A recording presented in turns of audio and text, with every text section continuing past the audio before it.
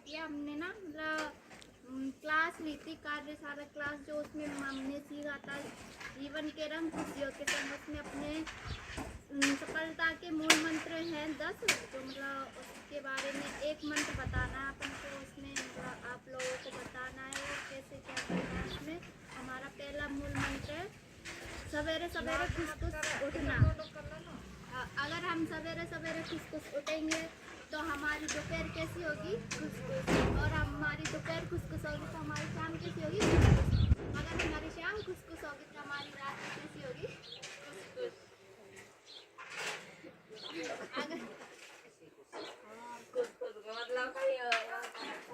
मतलब जी रहे हैं, कैसे जी रहे हैं वैसे तो हम अपने जीवन को क्यों ना खुशी होके जिए, मतलब एक एक पल खुशी खुशी जिए।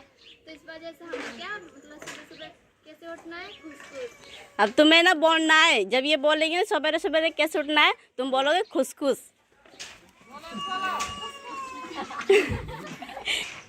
मतलब हमें सवेरे सवेरे कैसे उठना है? और हमारी सुबह मतलब खुश होगी तो हमारी दोपहर कैसी होगी? और हमारी दोपहर खुश होगी तो हमारी शाम कैसी होगी? और हमारी शाम जब खुश होगी तो हमारी रात। और जब रात खुश होगी तो हमारा अगला दिन भी कैसा होगा? और जब हमारे दिन खुश होंगे तो हमारे महीने कैसे होंगे? और जब हमारे महीने खुश होंगे तो हमारी लाइफ भी कैसी होगी? तो इस तरह हमारे कैसे जीना है? एकदम खुश।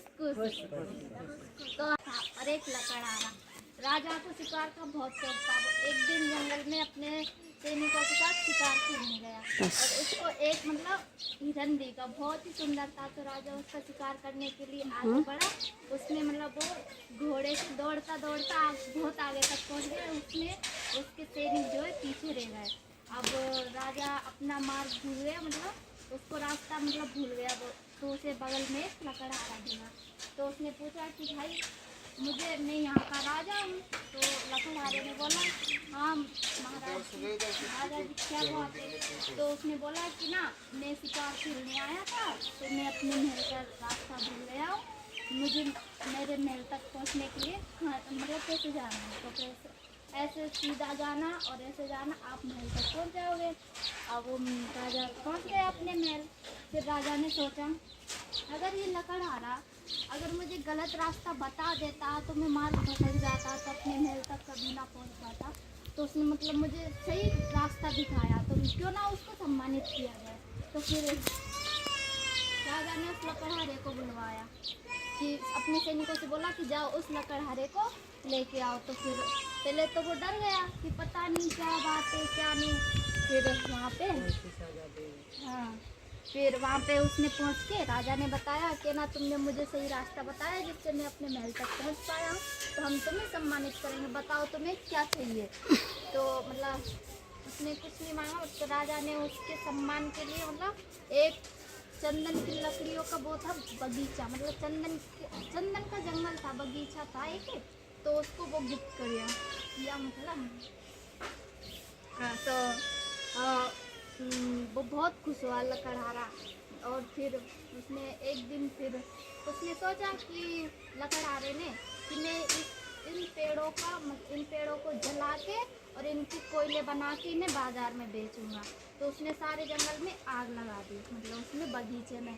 फिर राजा ने सोचा कि चलो क्यों ना, बहुत दिन हो गए लकड़हारे का हालचाल पूछ के आते हैं। तो राजा गया और वहाँ पे धुआं हो रहा था सब कुछ, और सब मतलब जले हुए थे पेड़ वगैरह। तो राजा ने सोचा क्या किया तुमने ऐसा? फिर उसने बोला राजा ने लकड़हारे से कि तुम एक काम करो, जो बची कुची लकड़ी है ना उनके 3-3 फीट के गट्टे काटो और उन्हें बाजार में बेच के आओ। तो फिर लकड़हारे ने उनका ऐसा ही किया, 3-3 फुट के गट्टे काटे और उन्हें बाजार में बेच के आया।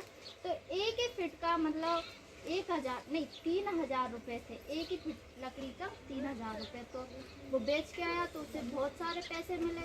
और कोई लेता तो नामात्र वो था, मतलब उसके तो नामात्र उसको पैसे मिलते थे। और उस लकड़ी का इतना पैसा मिला तो उसने सोचा ये मैंने क्या किया, मतलब अपना जीवन